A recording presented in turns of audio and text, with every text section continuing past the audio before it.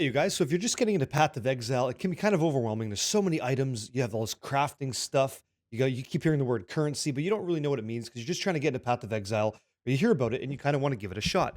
So in this video, if I do my job okay, I can explain to you what the currency or crafting items are, the basic ones for a new player from a new player's perspective, right? So let's go through that right now. I've already got this thing here called the stash tab. It's like this is a stash tab. It's called the currency stash tab.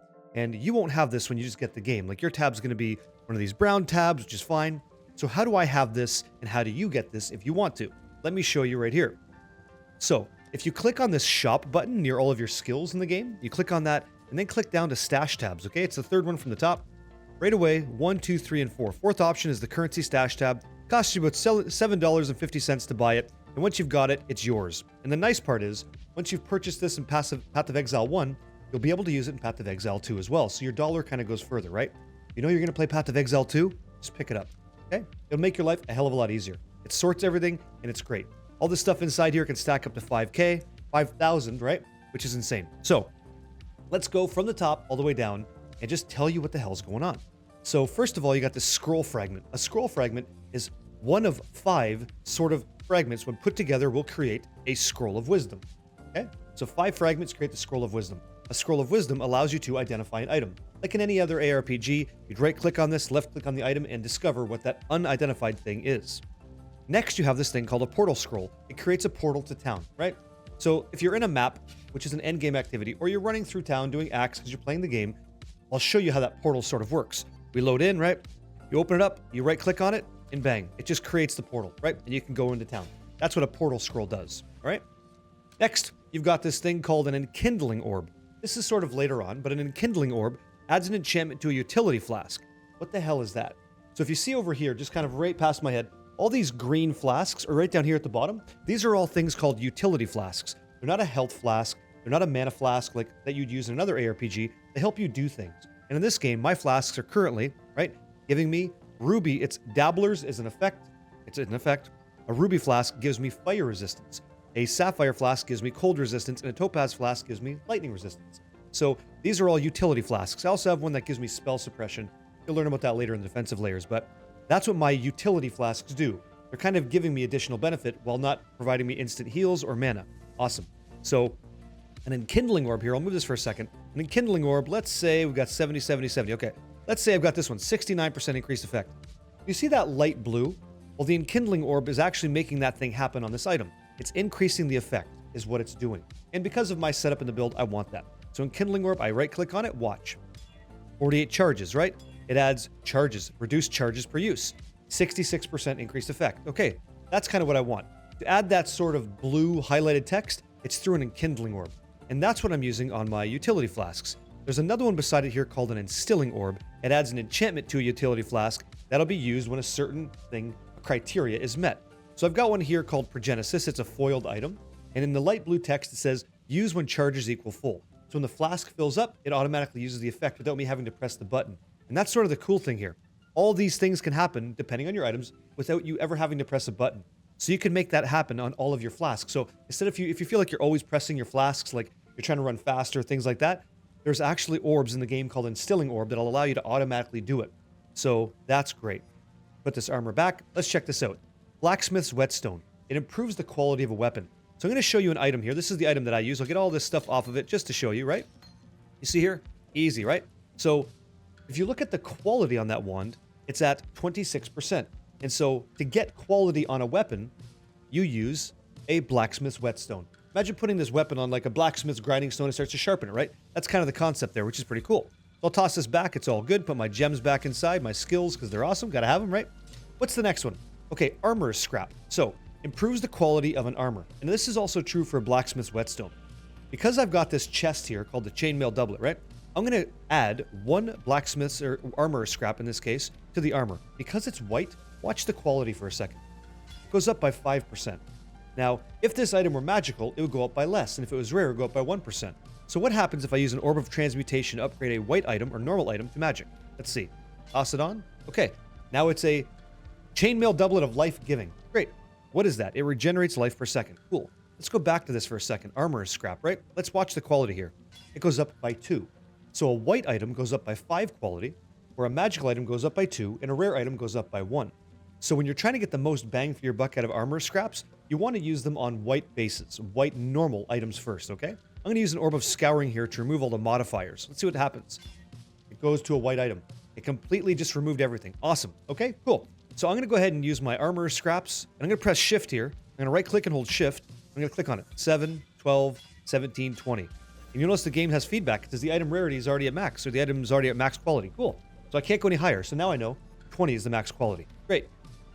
Next, Glassblower's Baubles. Improves the quality of a flask. So very similar to what a Blacksmith's Whetstone does for weapons, or Armor Scrap does for shields or armor, you have another one called the Glassblower Bauble to work on your flask. So if you look at my flasks here, the quality's got 20 on some and not so much on others, okay? That's okay because of the items I'm using, but you may want to have 20% quality on all your flasks. To get that, use a Glassblower's Bauble. Next, we have something called a GCP, or a Gemcutter's Prism. If you hear the term GCP, this is what they're talking about. A GCP improves the quality of a gem. Why do you care about that? Well, some gems in Path of Exile, gems like this as an example, let's look at Flame Dash. We'll use Flame Dash as a skill. There's a lot of text here. I know it's kind of wordy, but let me show it to you this way, okay? If I press Alt, it'll open up even more text. Look at the very bottom while holding Alt. It says additional effects from quality, okay? So it has increased cooldown recovery rate. Now, this is going to change for every single gem. I'll put this back and look at one of my auras as an example, Clarity, okay? If I look at Clarity, have a look at this, and I press Alt, it says increased area of effect. Now, I may not care so much about that, but if I wanted to increase the area of effect or get the additional quality benefits of a gem, I would use a Gemcutter's Prism to do that. And that's how GCPs work. And they're very, very good. You'll add a lot of player power to your character by improving the quality of all of your skills. Imagine that, right? You can just buff your character. You can. That's how you do it, GCP. Next, Cartographer's Chisel.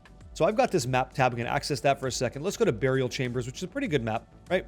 And the rules that we set before are the exact same for maps, okay? So check this out. I'm going to use, this is all quality, right? I'm going to increase the quality of a map. So let's have a look at the map. What happens? Item quantity goes up, quality goes up. So I'm actually adding quantity to my map. And again, it's adding 5% every time I chisel it on a white base. And 20 is also the cap as well. So Cartographer's Chisel increases the quality of a map, right? Gemcutter's Prism increases the quality of a gem. Then you have Glassblower Bauble increases the quality of a flask. Armor Scrap increases the armor quality. And then, Blacksmith Whetstone increases weapon quality. Cool. What's the next row here? This is where it gets interesting. So you kind of know what's going on. So let's walk through working on an item, okay? So I've got this Orb of Transmutation. It upgrades a normal item to a magical item. So I right click on it and I add it on. Now I've got a barbed magical affix or prefix. There you go. So if I hold Alt on a piece of gear, that shows me what happened with the item that I used. So transmutation makes white items magical. That's what they do, okay? So if I press Alt, I can see what's going on. The next one is called Orb of Alteration. It reforges a magical item with new properties. So just as you may imagine, I'm going to click this, right click, and click on it. Now it's blessed, right? It went from barbed to blessed. If I press Alt, it now has a prefix modifier called blessed. It's a tier 8 defense armor energy shield. It basically re-rolls the magical stuff on the gear. It takes a piece of magical gear and randomizes it to something you might want for the build you're using, okay? Next, an Orb of Annulment. It randomly removes a modifier from an item. So let's say that I've got more than one, okay? In this case, I have one modifier. I press Alt, I can see that, right? So how do I add 2? Well, if it's a magical item, I would use a thing here called Orb of Augmentation. It augments, adds basically a magical modifier. So I right click, add it, bang. Now I have 2. I've got prefix and suffix. A magical item can only have a prefix and a suffix. Can't have more. Rare items can have 3 prefixes and 3 suffixes, okay? White has it like nothing, okay? So I've got 2. I would use an Orb of Annulment to randomly remove one of these 2. That's how that works, okay? Kind of expensive, not gonna do it right now. Chance Orb upgrades a normal item or white item to a random rarity. So I'm gonna use Scour again to turn it white, and then I'm gonna use a Chance Orb. What happens? It made it magical, okay? And I imagine, and it puts some random properties on it. I imagine, there you go, it turns rare. Because a Chance Orb can do that, okay? Fantastic. So it became rare. Great. And if I love that, then amazing. That's kind of what I want for my build, and away I go. Thanks, Chance Orbs. You're great. Next, we have this thing called Exalted Orb. It augments, when they say augment, like adds another modifier to a rare item. So let's make this thing rare, okay? We make a white item magical through transmutation, and then use a Regal Orb to make a magic item rare. That's what Regal Orbs do. And there we go. And then we use an Exalted Orb, right, to add another modifier. So right now, it's got 1 prefix, 1 suffix. Right? It's got Ingrained that also has of the worthy. So I'm going to use an Exalted Orb on this thing, right? And watch what happens. Bang. it just added a tier 3 suffix called lightning resistance. So you want, if you have room to add suffixes and prefixes or affixes to your gear, that's what Exalted Orbs do. I wouldn't personally use those until I'm like working on something later on, mid-game, I'm done the campaign, I'm working on my gear, I kind of need a little bit more resistance, maybe then I exalt, but I wouldn't recommend just going through that for anybody. It's a very valuable currency, okay? Very valuable crafting item. The Mirror of Kalandra is a very rare item. If you get this, congratulations, you're rich as fuck, and all your friends are gonna be super jelly, so share the wealth, right? Give them some divines, or use this to do the following, right? It creates a mirrored copy of an item. So what actually happens is, that item will duplicate itself and gain the mirrored tag. A mirrored tag cannot be altered. It's basically a mirrored copy of the original, right? When that happens, you're like using something that's really, really good. Mirrors in this game are used to duplicate really well-made items in Path of Exile. That's basically what they do. So think of this as like artwork, right? You have the original painting of the best piece of gear in the game. You would right-click on a Mirror of Kalandra and apply it to your chest to duplicate it so that other people get copies of it. That's what a mirror does. So you're going to use a mirror likely on rare items because they are extremely powerful. That's what a mirror does, a Mirror of Kalandra. A Regal Orb, as we've previously seen, converts a magical item to a rare item. So if I use a Scouring Orb to make it white and then make it magical, I can then use a Regal item to make it rare. Okay? Perfect. That's what Regal Orb does. I'll use Scouring again to make it white. Next, we have Orb of Alchemy. What does that do? It upgrades a normal item to a rare item. So let's check that out. So it's white, great, and I click Alchemy, I click on it, bang. Now it's rare. And if I press Alt, I can see it randomly added 1 prefix, 2 prefixes, 3 prefixes, and an open suffix. I have 2 open suffixes, I have 1 suffix. Fantastic. Basically, it makes white items rare. That's what it does. Now, it's kind of got a friend in the table here. Check out this Orb of Binding. It upgrades a normal item to a rare item with 4 linked sockets. That's kind of cool. So if you're looking for that when you're leveling up, you find Orbs of Binding, you right-click on it, bang, hit. Now it created a 4 linked rare item, which is awesome. Now you don't got to spend your Jeweler's Orbs, your Fusing Orbs when we get there to make it happen. The Orb of Binding just did that for us. Next, we have Chaos Orbs, one of the most traded items in the game. It reforges a rare item with new random modifiers. So what happens? What does that mean? It basically chaotically changes the item. So look at this for a second. It's got increased armor, increased armor, faster start of energy shield recharge, regenerates life, yada yada. I right-click and left-click, bang. Now I just made a pretty decent chest, holy crap. So it made like energy shield, it's got life on it, it's got fire, cold, and lightning res. That's decent. That's a pretty decent item now. Cool, because I use 1 Chaos Orb. It doesn't always go like that, but sometimes it does. Next, Veiled Chaos Orb. Reforges, which is going to change everything, reforges a rare item with new random modifiers, including a Veiled modifier. It can only be used on items that can have a Veiled mod or modifier, which this does. So I right-click on it and hit it. Bang, what's this? Okay, so you see those squiggly lines? You take that to an NPC in the game called June, okay? June's sitting right here in my hideout, right? I go unveil items, and then I bring that item, from my stash over to June, and June kind of speaks the language. June can kind of show us they can unveil the veiled item. So I click unveil on it, what happens? I have choices. I could say 20% of damage taken is from mana before life when focused, if that matters to my build. I can get more dexterity, chance to avoid being frozen, and all that stuff. I can regenerate energy shield. So in this case, it doesn't matter. I'll make a choice, and there you go. I now have unveiled a modifier on my chest. Awesome. Okay, that's what that does. That's what that item does in the game. Okay, next up. It's just shards of things. So transmutation shards. When I get 20 of this shard, I get an orb. When I get 20 of this alteration shard, I get an Orb of Alteration.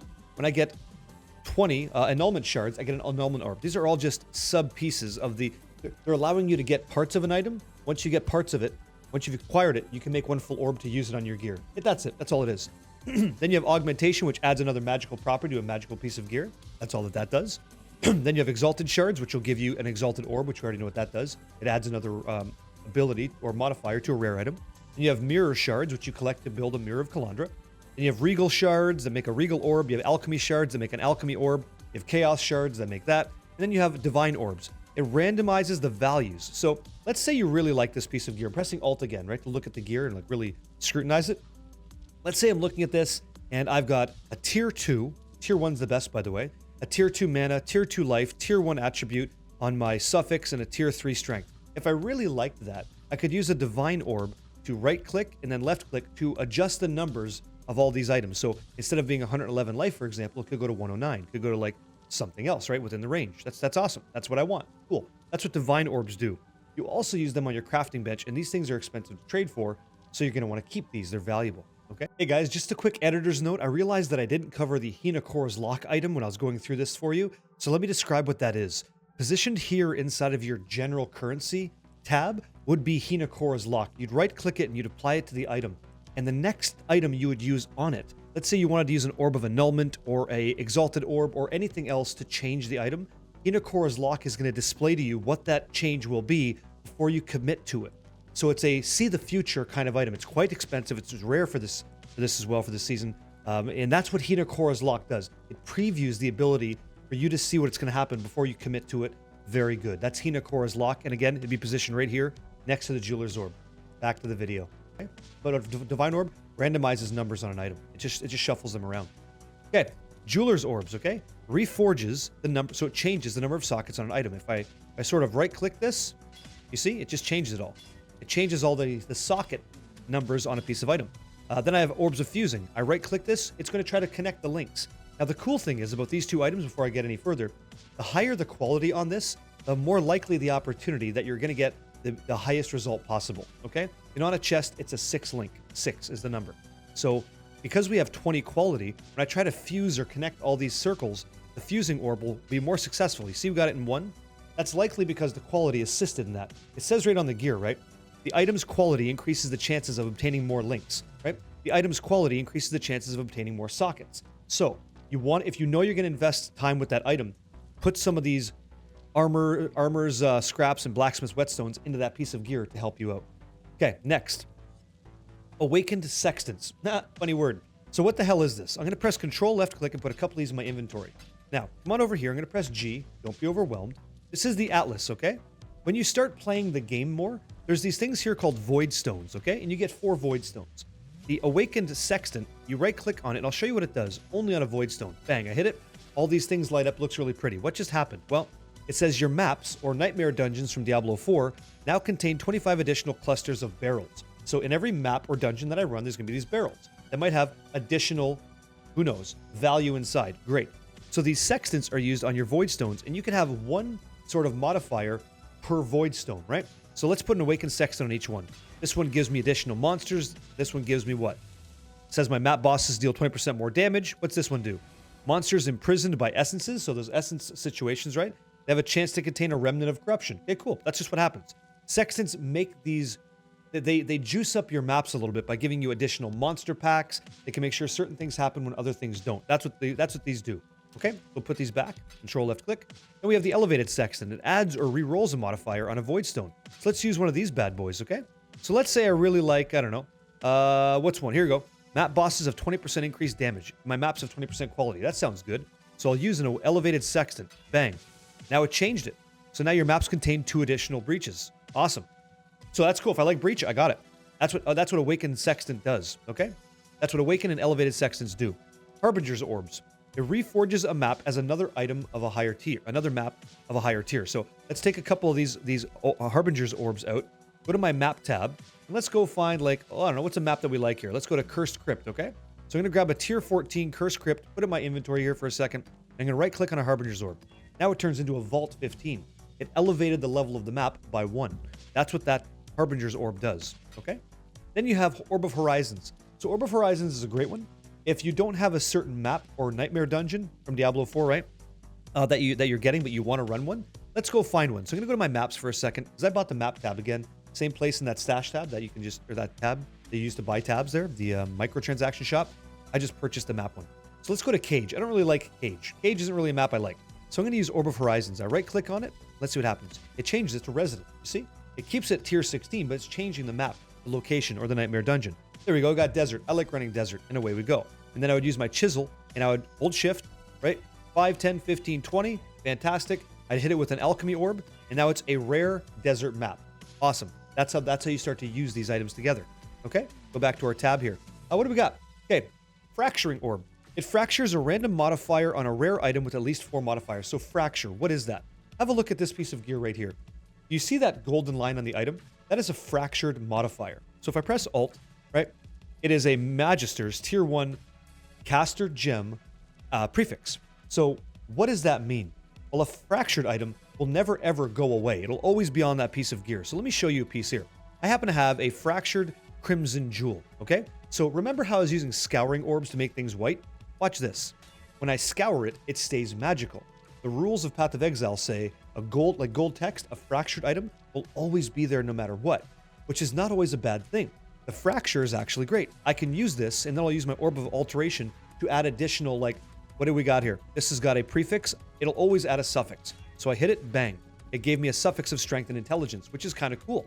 And what's the tier on that? Tier 1. Okay, I like that. The fracture is nice because it's never going to go away. No matter what I do, pardon me, it'll always have increased cold damage. Now, let's use the Regal Orb to make this rare. Now it's 14% increased damage with staves. So if I was a character that used strength and intelligence, used staves, and did cold damage, that's perfect for me, right? That's great.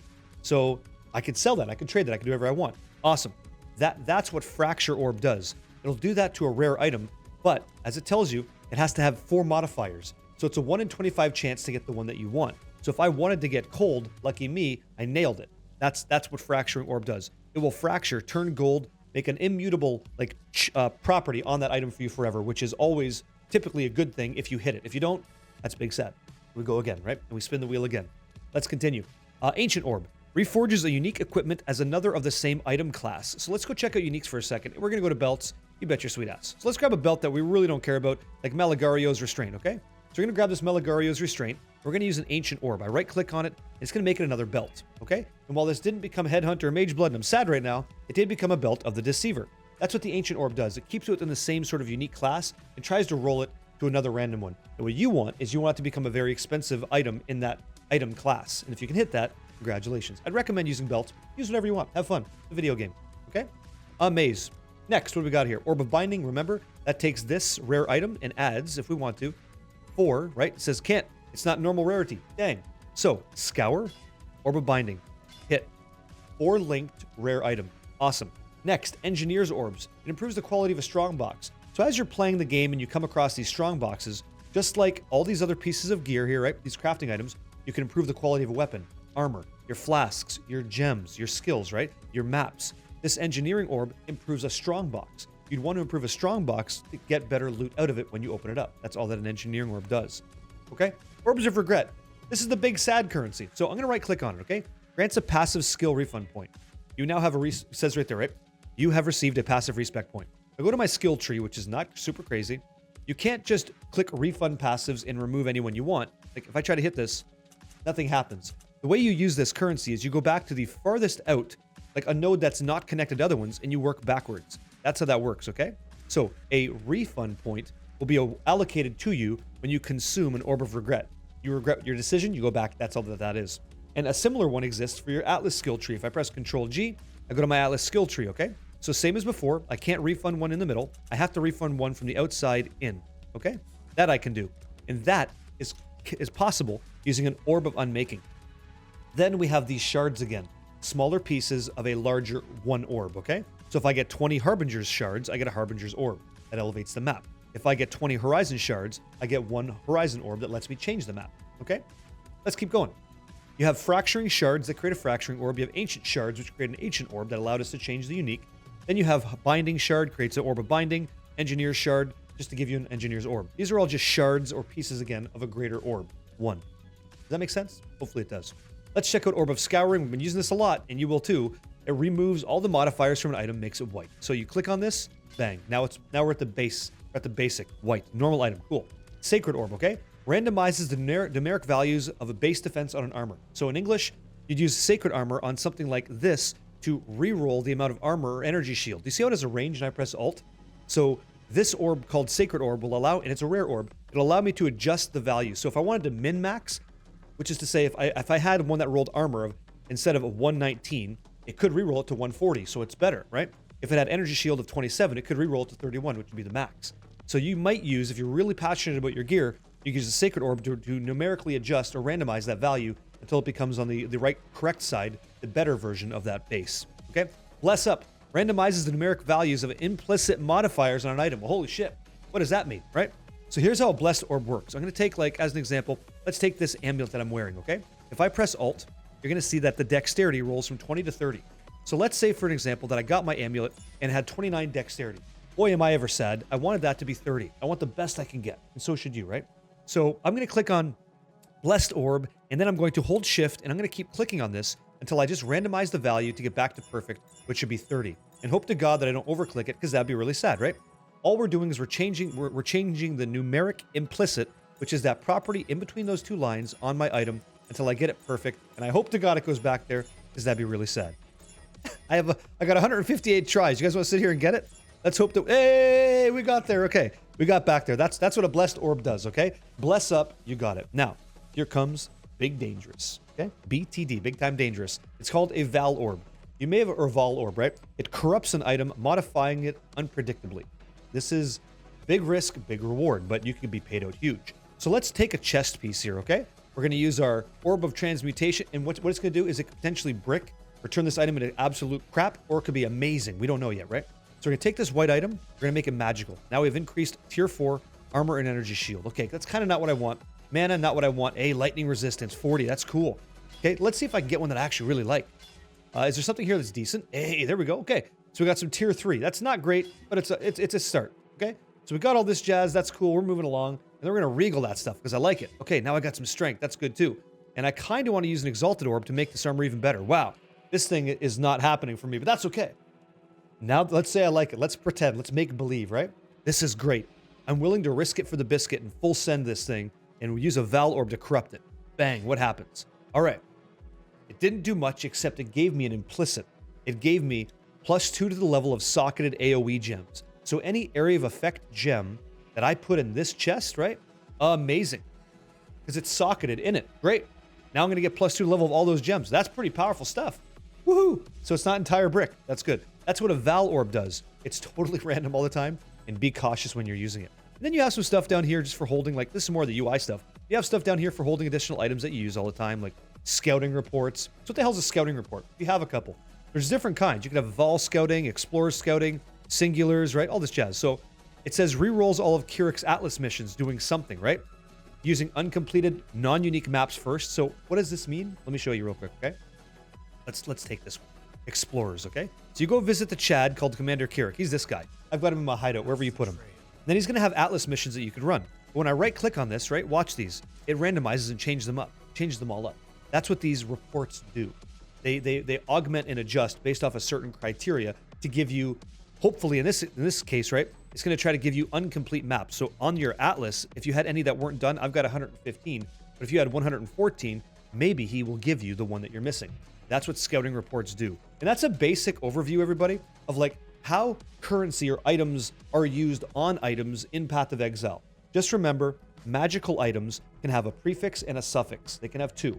Rare items can have 3 prefixes and 3 suffixes. I hope that this video is sort of informative for you and gets you more comfortable with the items in the game available to you. When at the time of making this video, it is true that Divine Orbs and Chaos Orbs and Mirrors of Kalandra and Exalts, these are some of the most sought after items. So if you have any of those, please don't waste them. I think we actually didn't even talk about chromatic orbs, actually, which is disgusting. Let's talk about that because I almost missed it. So reforges the color of sockets on an item. So I kind of right-click this and watch the socket color.